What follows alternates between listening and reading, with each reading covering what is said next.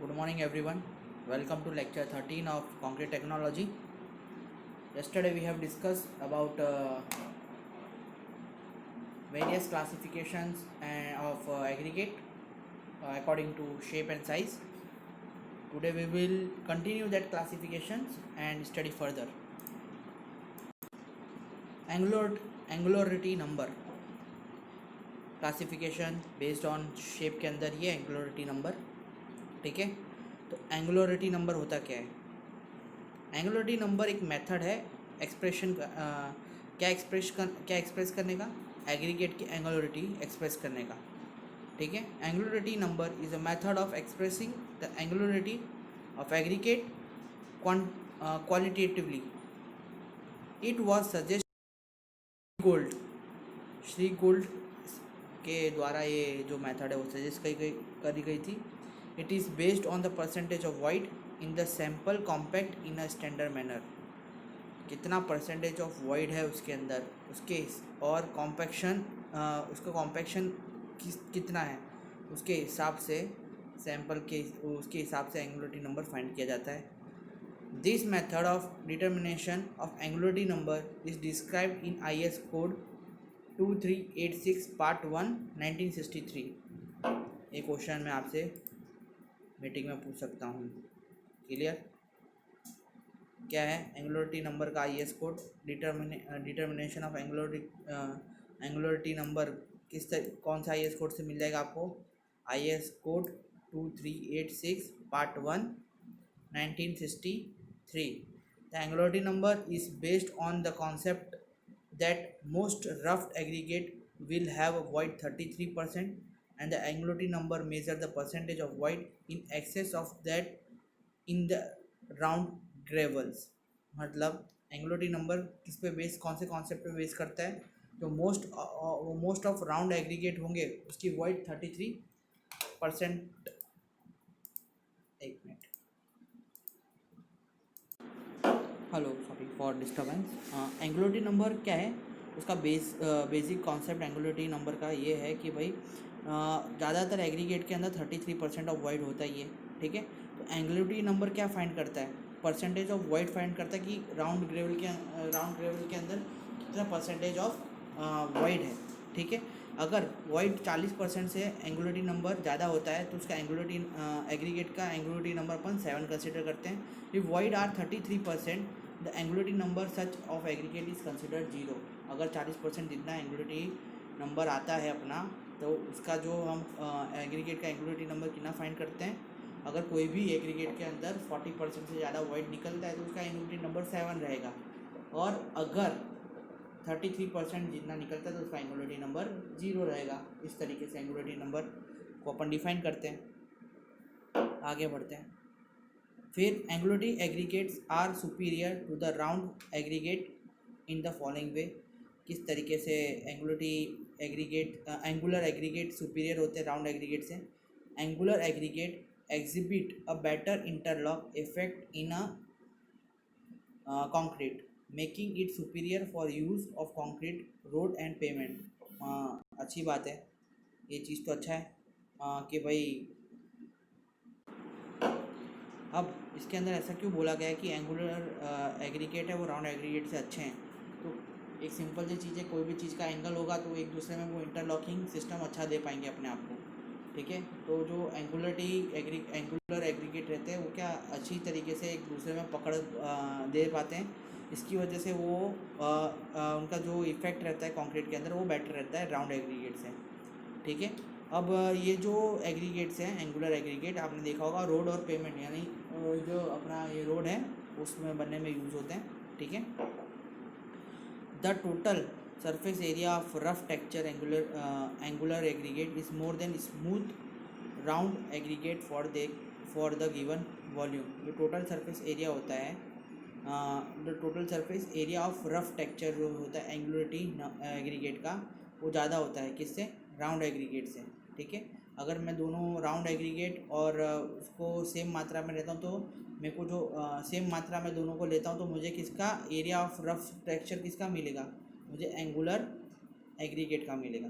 ठीक है, by having great surface area the angular aggregate may show higher bond strength than rough aggregate। ठीक है, क्या बोल रहे हैं, जो एंगुलरिटी एग्रीगेट है वो हाई बॉन्ड स्ट्रेंथ दिखाएगी किससे, राउंड एग्रीगेट से। फिर है फ्लैकीनेस इंडेक्स। फ्लैकीनेस इंडेक्स क्या होता है, तो flakiness index is said to be flaky when its thickness is less than 0.6 time the mean size fraction to which the particle belongs। मतलब फ्लैकीनेस when it is the thickness of particles is 0.6 time 0.6 time the mean size of fraction to which the particle belongs. ठीक है, जो particle जहाँ से belong करता है उससे भी 0.6 टाइम पार्टिकल का फ्रैक्शन है वो छोटा है, तो वो क्या है, पार्टिकल फ्लैंकी है। ठीक है, अब इसका मतलब ये हुआ, एक सिंपल सी भाषा में समझाऊँ मैं आपको, तो जो एग्रीगेट है उसकी जो थिकनेस है उससे उसकी लंबाई से 0.6 टाइम छोटी है। ठीक है, तो वो जो एग्रीगेट हो जाएगा उसको हो जाएगा, उसको हम किस में कंसिडर कर लेंगे, उसको फ्लैंकी एग्रीगेट अपन बोल देंगे। तो इस तरीके से ये फ्लैकीनेस जो इंडेक्स है वो फाइंड किया जाता है। अब वो क्या होता है उसके आगे और हम पढ़ते हैं। तो हाँ, चल रहा है ना video. 20 mm size aggregate pass through 20 mm sieve and is retained in 16 mm sieve, hence the average size of the aggregate is 20 plus 6 divided by 2 is equal to 18 mm। मतलब 20 mm की साइज़ का aggregate pass हो जाता है किसमें, 20 mm की सीव में से, और रिटेन कर जाता है किसमें, मतलब रह जाता है किसमें, 60 mm की सीव के अंदर।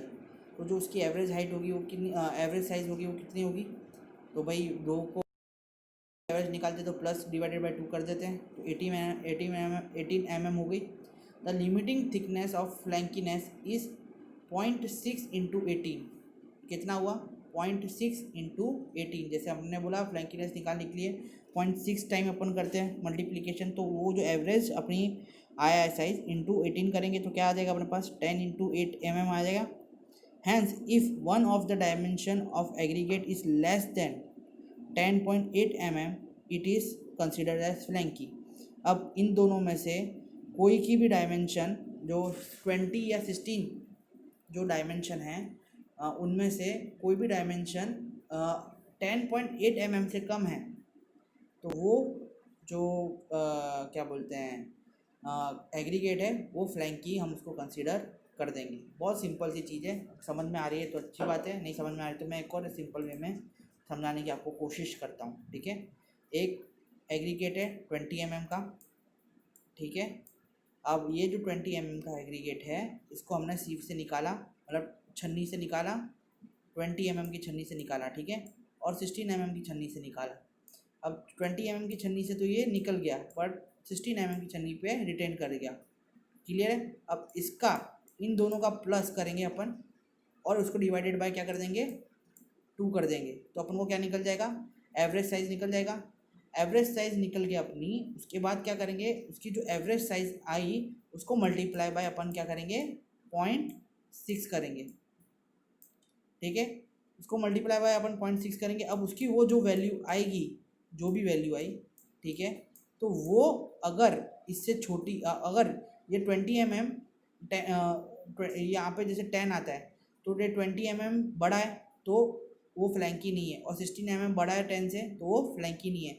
अगर यहीं पे यहाँ पे वैल्यू अगर 17 आती तो, और हमारे यहाँ पे जो सीव है वो 16 की है, तो वो हम एग्रीगेट है उसको क्या कंसिडर कर देते हैं, फ्लैंकी कंसिडर कर देते हैं। इस तरीके से काम चलता है भाई।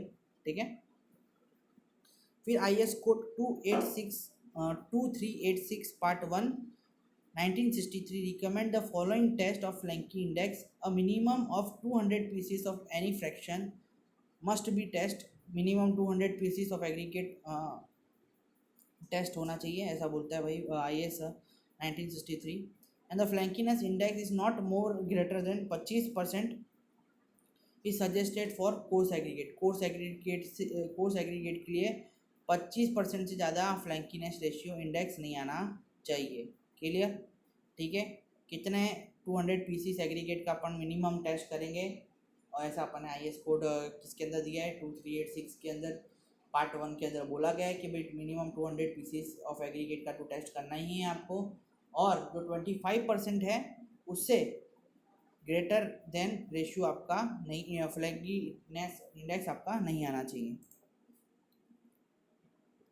अब फ्लैंकीनेस index, to determine the flankiness index, a sample is taken and passed through a 63 mm to 63 mm size, ठीक है, sieve, and the particle collect separately. Each particle is passed through a apparatus of thickness 0.6 time the mean sieve size. अभी इसके अंदर ऐसा लिखा है ये 6.3 mm है और 63 mm नहीं है, ठीक है, तो वो यहाँ पे मिस्टेक है। जो फ्लैंकीनेस इंडेक्स का जो अपन को अगर डिटरमाइन करना है तो किस तरीके से डिटरमाइन करेंगे कि भाई हम क्या करेंगे, एक सैंपल लेंगे, ठीक है, उसको पास करेंगे 6.3 mm का जो सैंपल है उसको 6.3 mm की साइज सीव से पास करेंगे, सेपरेटली कलेक्ट कर लेंगे उसको, ठीक है। अब उसमें से जो 200 पीस में से 6.3 mm की सीव में से अपन जो पास किया ना, तो वो जो है उसको हम थिकनेस एपरेटस होता है, मैं आपको दिखा देता हूँ, एक उसकी व्यू उसका भी इमेज दिखा देता हूँ। देखिए इस तरीके का एपरेटस होता है, ठीक है, 33.90 mm की साइज़, 2.27 mm की साइज़, 19 mm की थिकनेस, 13.50 mm की थिकनेस, 10.80 mm की थिकनेस, 8.55 mm की थिकनेस, 6.75 mm की थिकनेस, यहाँ पे 6.95 की थिकनेस, ठीक है। और ये जो शीट होती है वो 1.6 mm थिकनेस MS शीट होती है, ठीक है, rolled over 8 mm and 8 mm of bars, 8 mm of diameter of bars, इससे उसको बार से बांधा जाता है, ठीक है, इस तरीके से होती है। इसकी रियल इमेज दिखनी है तो इस तरीके की होती है रियल इमेज, आप देख सकते हैं, ये है इसकी रियल इमेज। यहाँ से अपन को थिकनेस पता चल जाती है एग्रीगेट की, इसके अंदर से अपन निकालेंगे तो अपन को पता चल जाएगा कि क्या थिकनेस का एग्रीगेट है, उसकी क्या साइज़ है, इलोंगेशन कितना है उसका, ठीक है। तो इससे इलोंगेशन भी पता चल जाता है, हाइट भी पता चल जाती है। इलोंगेशन और हाइट दोनों फाइंड करना, दोनों इंडेक्स को फाइंड करना बहुत ज़रूरी होता है, ठीक है। अभी मैं आपको एक वीडियो दिखाने वाला हूँ जिसके अंदर आवाज़ नहीं आएगी आपको, आप मेरी आवाज़ सुन पाएंगे, तो मैं आपको वीडियो के अंदर थोड़ा थोड़ा पॉज करके एक्सप्लेन भी करता रहूँगा। फ्लैंकीनेस एंड इलोगेशन इंडेक्स कैसे फाइंड करते हैं ना, उसका एक वीडियो है, वो मैं आपको यहाँ पे दिखाने वाला हूँ, तो ध्यान से देखिए, ठीक है। पहले सबसे पहले उसके लिए हमको क्या लेना पड़ेगा, जो मटेरियल है उसके बारे में हम तो आपको उसके बारे में ये वीडियो में पहले बताएंगे। पहले सेट ऑफ सीव, ये अपने पास यानी छन्नी लेनी पड़ेगी, ठीक है। ये है थिकनेस गेज जो कि अलग अलग विड्थ बताता है, जिसको मैंने आपको इमेज दिखाया। ये है लेंथ गेज। अब जो थिकनेस गेज है उसके अंदर आपको क्या मिलेगा, फ्लैंकीनेस रेशियो मिलेगा, और ये है जो लेंथ गेज उसके अंदर आपको मिलेगा ये इलोंगेशन रेशियो। ये वेट की मशीन है, ठीक है, इससे एग्रीगेट, और ये जो टेस्ट एग्रीगेट करने हैं वो, और ये ऑब्जर्वेशन शीट है,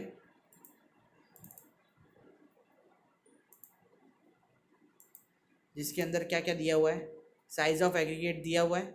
साइज़ ऑफ एग्रीगेट में सबसे पहला जो कॉलम दिया है वो क्या है, पासिंग थ्रू IS सीव, अपने सीव है 20, 16, 12.1 mm, और फिर रिटेन ऑन IS सीव, जो एग्रीगेट है कौन कितने पे रिटेन करेगा, ये दोनों फिक्स्ड दिए हुए हैं, ठीक है। 20 mm, 16 mm, 60 mm, 1.2, 12.5 mm, ठीक है। और फिर बाद में इसका मैंने तुमको बोला करस्पॉन्डिंग थिकनेस गेज साइज निकालनी है तो किस तरीके से निकालनी है, इन दोनों का प्लस डिवाइडेड बाय 2 इंटू 0.6 करेंगे ना, तो अपन को क्या मिलेगा, करस्पॉन्डिंग गेज साइज मिल जाएगा, ठीक है। अब अपन को वेट ऑफ एग्रीगेट फाइंड करना है, किस तरीके से फाइंड करना है तो वो मैं आपको आगे वीडियोस के अंदर दिखाते हैं। देखो 16, 12.5, 12.5 का 10, 10 का 6.3, मतलब 20 की सीव के अंदर 16 मिनिमम 16 तक रिटेनिंग चलेगा। 16 की सीव के अंदर 12.5 तक रिटेनिंग चलेगा।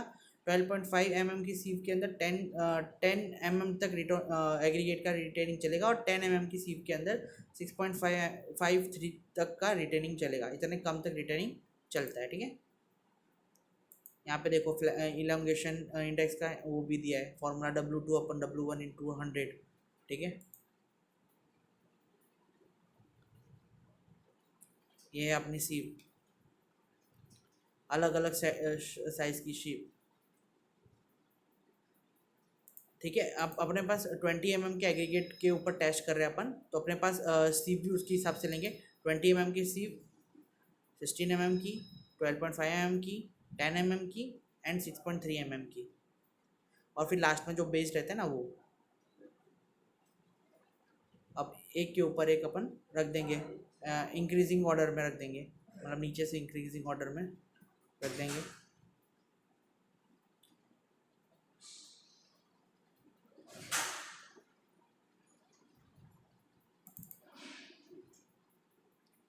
अब सबसे पहले क्या करने का, सबसे पहले ये लोग क्या कर रहे हैं, वेट मेज़र कर रहे हैं 200 पीसीस एग्रीगेट का, ठीक है। वो वेट मेज़र करेंगे, इतना वेट आया। अब वो पूरी सीव को किसके अंदर डाल रहे हैं, पूरे एग्रीगेट को सीव के अंदर डाल रहे हैं, पहली सीव के अंदर, ठीक है। फिर इसको अच्छी तरीके से शेक करेंगे, जिससे क्या होगा, सारे एग्रीगेट अपनी अपनी साइज़ के वो नीचे बैठ जाएंगे। अच्छा, इसको मैनुअली भी कर सकते हैं, और सीव सेकर से भी अपन इसको अच्छी तरीके से शेक कर सकते हैं,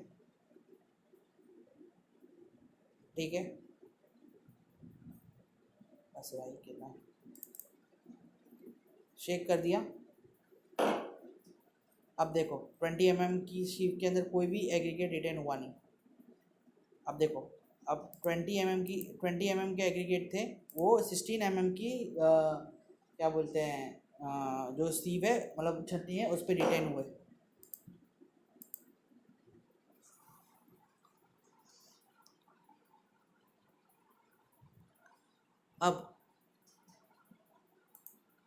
अब ये जो थिकनेस है 20 से 16 की थिकनेस, उसके उसके अंदर से इसको पास किया जाएगा, ठीक है।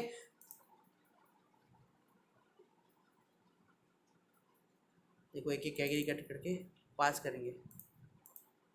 अब width of slot corresponding to 20 to 16 sieve can be calculated by, मैंने बताया था ना 0.6 इंटू एवरेज ऑफ दोनों 20 + 16 डिवाइडेड बाय 2।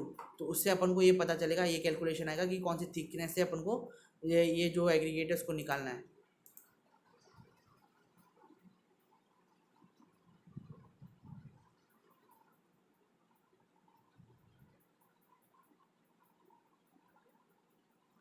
और ये जो विथ है वो 10.8 की उसे पास कर रहे हैं हम लोग, ठीक है।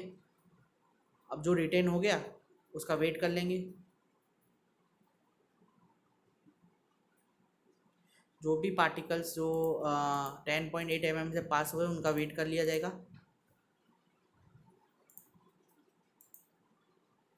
उसको रिकॉर्ड कर लेंगे। यहाँ पे 68 ग्राम है वो चीज़,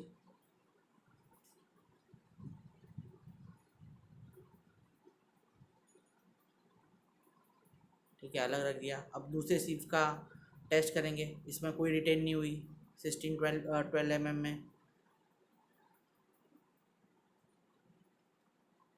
12.5 की सीट पे जो भी जितने एग्रीगेट रिटेन हुए हैं, अब उसके लिए फाइंड करेंगे।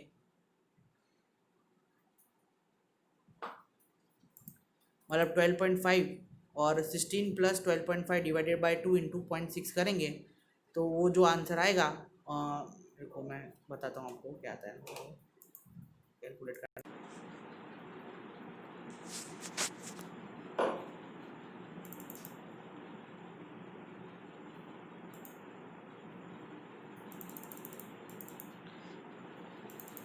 अरे सॉरी, थोड़ा आगे हो गया। अब वो जैसे कि अपन ने 16 के जो है वो 10 में सीव करेगा ना, उस तरीके सारे सीव के अंदर अपन है ना क्या कर लेंगे, वो टेस्ट कर लेंगे, ठीक है। और उसका वेट ले लेंगे, उन सब का अपन वेट ले लेंगे। रिकॉर्ड कर लेंगे इस तरीके से।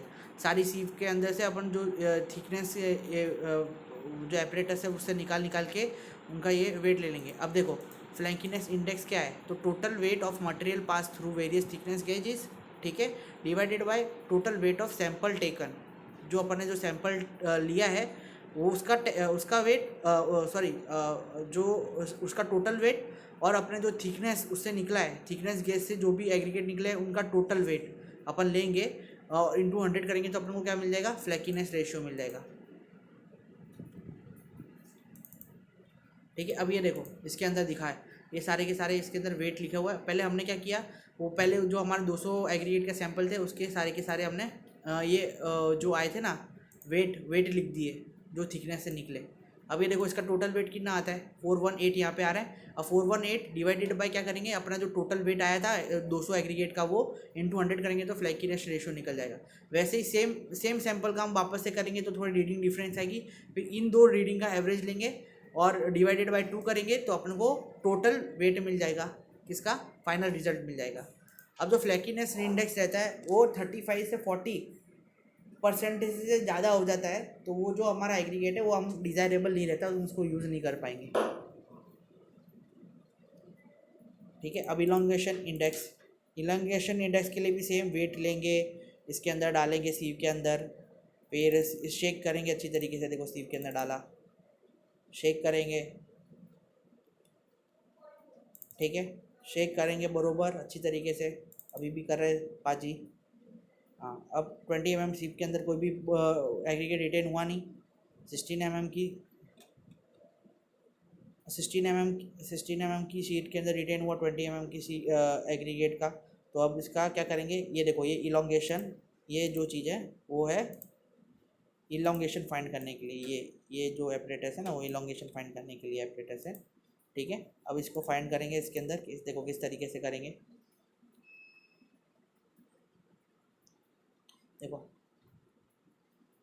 देखो जो रिटेन हो रहा है उसको यहाँ पे रख रहा है, जो रिटेन नहीं हो पा रहा है उसको उस साइड फेंक रहा है। देखो ये क्या बात है, वेरी गुड। अब देखो लेंथ ऑफ स्लॉट किस तरीके से फाइंड करा इन लोगों ने, इसका फॉर्मूला मैं बता देता हूँ।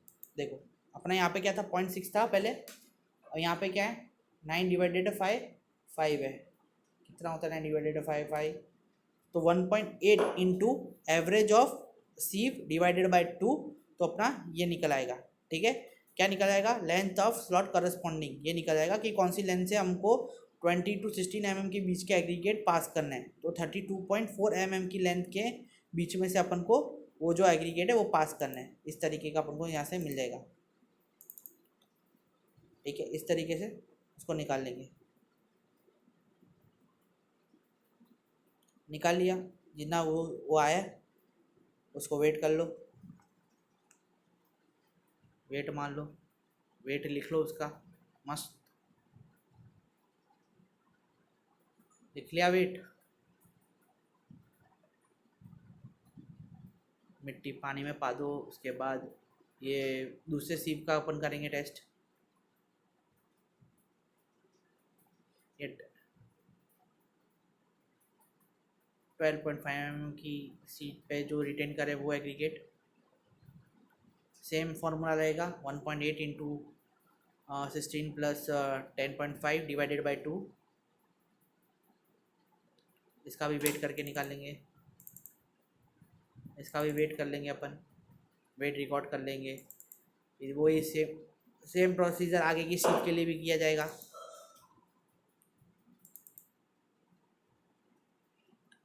वेट रिकॉर्ड कर लो,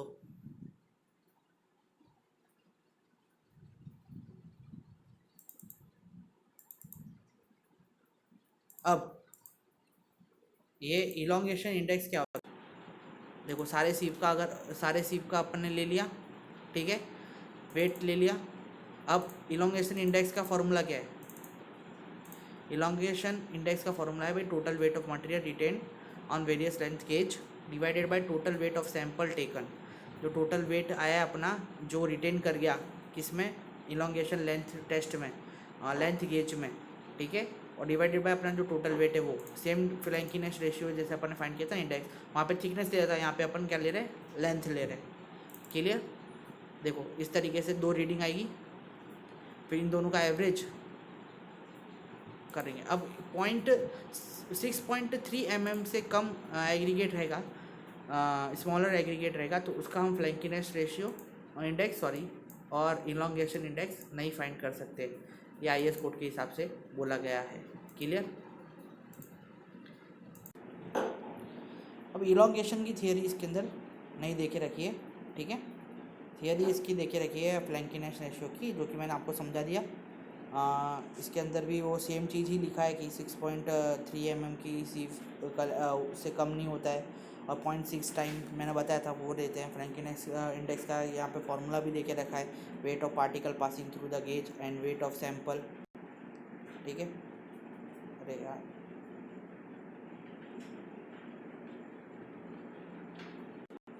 अब इसके अंदर एक लेक्चर और जाएगा जिसके अंदर मैं क्लासिफिकेशन वेट आपको समझाऊंगा, क्या बोलते हैं, classification of area based of unit 8।